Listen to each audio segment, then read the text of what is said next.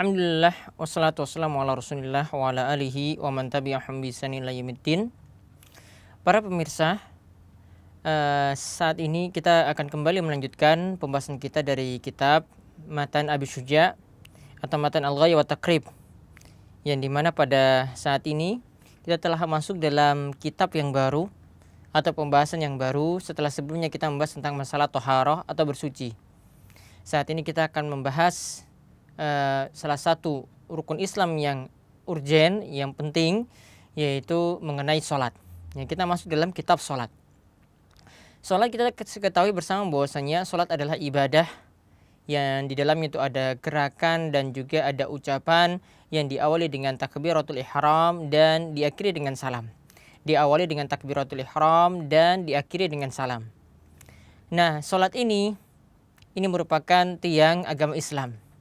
Ya, para ulama sudah mengingatkan bahwasanya meninggalkan sholat ini adalah perkara yang amat berat. Jadi bukan perkara yang sepele. Ketika seorang itu meninggalkan satu sholat saja, maka Islamnya bisa batal. Ya, jika seorang itu meninggalkan satu sholat saja, sholat Islamnya itu bisa batal. Artinya dia bisa keluar dari Islam. Walaupun ini ada perselisihan di antara para ulama jika seorang itu meninggalkannya karena malas-malasan dalam meyakini kewajibannya atau sedang meyakini kewajibannya. Ya, Islamnya ya menurut pendapat para sahabat dan juga di sini menjadi pendapat Imam Ahmad bahwasanya orang yang meninggalkan sholat dalam keadaan malas-malasan walaupun meyakini kewajibannya, Islamnya itu jadi batal. Artinya dia keluar dari Islam. Ya, artinya ini adalah perkara yang berat. Sampai-sampai Ibnu Qayyim itu menjelaskan orang yang meninggalkan sholat itu lebih parah daripada melakukan dosa besar yang lainnya. Orang yang meninggalkan sholat dosanya lebih parah daripada dosa membunuh. Orang yang meninggalkan sholat lebih parah daripada dosa berzina atau dosa korupsi dan dosa-dosa besar yang lainnya. Karena yang ditinggalkan di sini adalah bagian dari rukun Islam. Intinya di sini adalah perkara yang amat penting. Setiap muslim sudah semestinya untuk menjaganya agar Islamnya itu bisa benar, karena memang Nabi SAW juga mengatakan al-ahdu allazi bainana wa bainahum as-shalah faman tarakah faqad kafar. Perjanjian di antara seorang muslim dan orang kafir yaitu mengenai perkara salat, barang siapa yang meninggalkan salat maka dia kafir. Itu kata Nabi SAW. Nah, Abu Syuja di awal pembahasan kitab salat, beliau mengawali dengan pembahasan waktu-waktu sholat. Beliau memulai dengan pembahasan waktu-waktu sholat, di mana di sini beliau ingin menjelaskan bahwasanya sholat itu punya batasan waktu. Waktu zuhur itu punya batasan, asar itu punya batasan, maghrib punya batasan, begitu juga isya dan sholat subuh. Beliau katakan pertama kali awali dengan sholat zuhur, ya, karena di sini beliau bersumber dari hadis Jibril yang menerangkan juga waktu sholat di sini dimulai dengan sholat zuhur. Beliau katakan bahwasanya waktu sholat zuhur awal waktunya adalah saat waktu zawal. Saat waktu zawal yaitu matahari tergelincir ke barat. Matahari telah tergelincir ke barat.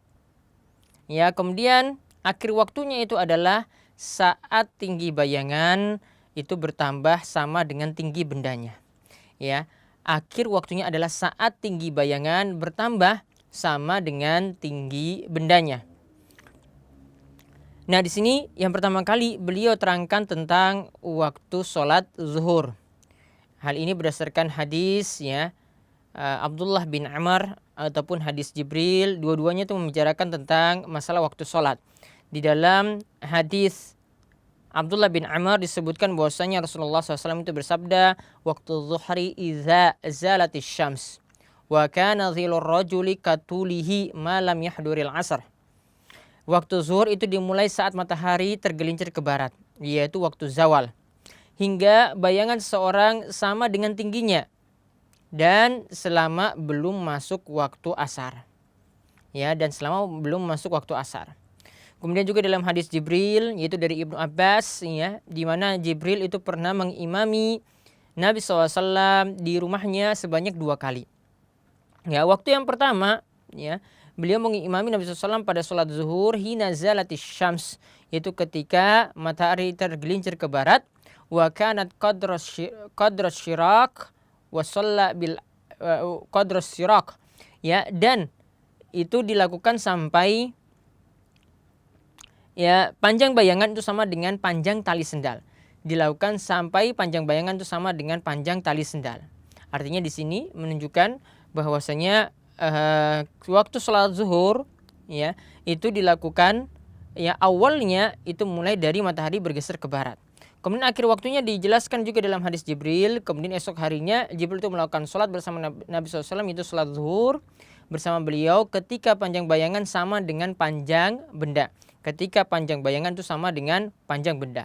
Dan di akhir hadis katakan bahwasanya ini adalah awal dan akhir waktu. Ini adalah awal dan akhir waktu. Artinya di sini sholat zuhur waktunya seperti itu. Kemudian kita lihat sholat asar. Abu Syuja mengatakan awal waktu dari sholat asar itu adalah saat tinggi bayangan bertambah dari tinggi bendanya. Saat tinggi bayangan itu sudah bertambah dari tinggi bendanya.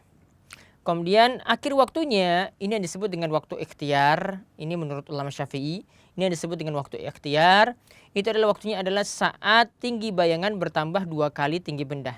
Saat tinggi bayangan itu bertambah 2 kali tinggi benda.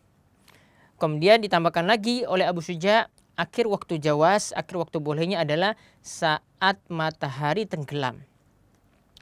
Maka mengenai waktu sholat asar, awal waktunya itu bersambung langsung dengan sholat zuhur. Awal waktunya itu bersambung langsung dengan sholat zuhur. Jadi tadi sholat zuhur itu berakhir ya saat tadi sampai bayangan itu sama dengan tinggi bendanya, dan ini di luar ya panjang bayangan pada waktu zawal. Ya, artinya di sini ini bersambung waktunya, waktu zuhur langsung bersambung dengan waktu asar, dan waktu asar itu berakhir ketika panjang bayangan itu sudah 2 kali dari tinggi benda. Panjang bayangan itu sudah 2 kali dari tinggi bendanya. Ya, maka di sini pemirsa, ini yang disebut dalam mazhab Syafi'i sebagai waktu ikhtiar. Yang disebut dengan waktu ikhtiar inilah yang diterangkan atau yang disebutkan dalam hadis Jibril. Inilah yang disebutkan dalam hadis Jibril.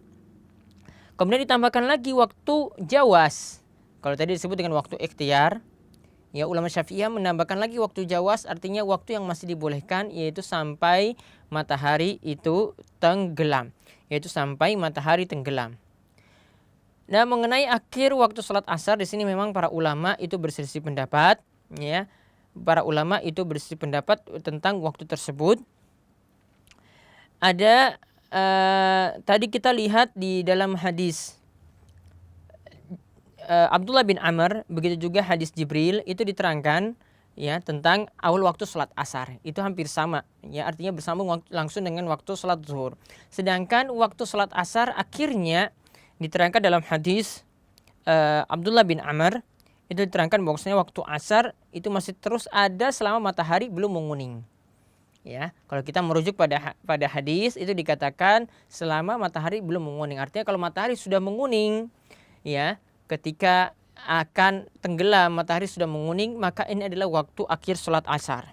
Kemudian kalau kita lihat ya pada keterangan dari Jibril ketika mengimami sholat bersama Nabi SAW, dikatakan bahwasanya ia sholat asar bersama Nabi SAW ketika panjang bayangan sama dengan 2 kali panjang benda, ya 2 kali panjang benda. Jadi di sini ada 2 teks yang menyebutkan tentang akhir waktu sholat asar. Adapun tadi setelah matahari menguning atau setelah panjang bayangan itu 2 kali daripada tinggi benda, ya, maka setelah waktu tersebut ini adalah waktu yang kita anggap sebagai waktu makruh. Kalau kita lihat dari tekstual hadis, atau di sini adalah waktu yang cuma dibolehkan bagi orang yang memiliki uzur. Misalnya ada wanita haid yang baru suci, maka dia baru sholat asar saat itu dibolehkan. Ya, bahkan dia diperintahkan merangkap sekaligus sholat zuhur dan sholat asar saat itu. Kemudian juga orang yang baru bangun tidur, maka dia juga boleh mengerjakan sholat saat itu. Inilah untuk waktu orang yang memiliki uzur. Ini setelah matahari menguning atau tinggi bayangan itu 2 kali dari tinggi bendanya tadi. Panjang bayangan itu 2 kali dari tinggi bendanya tadi. Nah, ini mengenai waktu akhir dari sholat asar. Ya, pada pertemuan kali ini kita bahas 2 waktu terlebih dahulu. Insya Allah nanti kita akan melanjutkan lagi dengan 3 waktu yang lainnya, sholat maghrib, isya, dan sholat subuh. Ya, wassallallahu ala nabiyina Muhammad wa ala alihi wa sahbihi ajma'in walhamdulillahi rabbil alamin.